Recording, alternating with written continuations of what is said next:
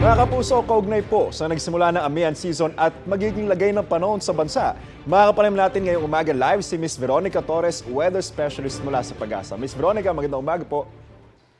Ganda umaga din po, Sir Anjo, pati na rin sa ating mga taga-subaybay sa unang hirit. Bakit po kaya tila na-delay yung pagpasok ng amihan season ngayong taon? May kinalaman po ba dyan yung sunod-sunod na pasok ng bagyo? Actually, wala pa naman talaga tayong basehan dahil over the around 10 years pa lang naman tayo nagsimula mag-announce ng onset ng amihan.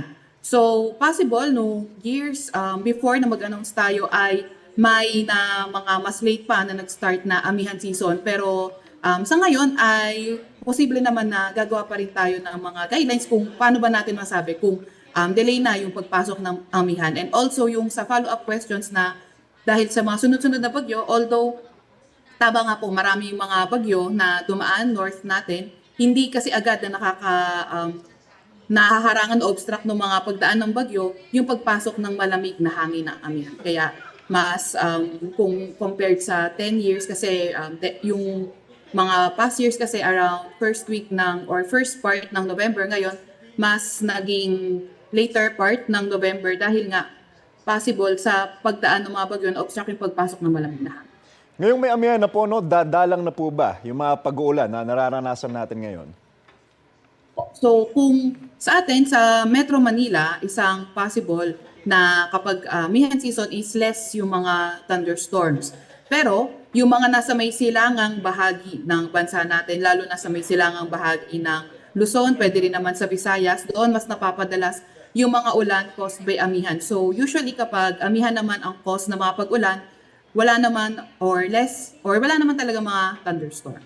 Ramdam na po natin yung paglamig. No? Sa pagtataya po ng Pag-asa, ano po ang inaasahang pinakamabang temperatura po sa bansa? Tsaka saan po kaya ito pwedeng maranasan? O kung pagbabasehan natin yung mababang temperatura nung start ng ngayong taon around January, umabot nga around 9.8, may umabot din na around 7.2 sa may La Trinidad, Benguet at Baguio. So, hindi natin tinatanggal yung mga ganong possibility. May magiging pagkakaiba po ba ang amihan season ngayon dahil po sa La Nina?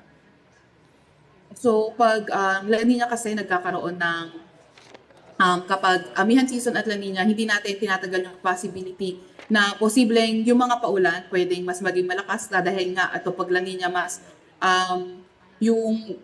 posible na mas maging malakas nga yung mga paulan pag amihan season at nagsabay yung La Nina. Ito, Miss Veronica, wag naman po sana, pero may namomonitor po ba tayong bagong low pressure area o bagyo na namumuo po sa labas ng PAR? Ngayon naman wala tayong namomonitor na LPA or bagyo sa loob or malapit sa ating Philippine Area of Responsibility. Maraming salamat at magandang umaga po, Miss Veronica Torres, weather specialist mula sa Pag-asa. Ingat po kayo. Amat po.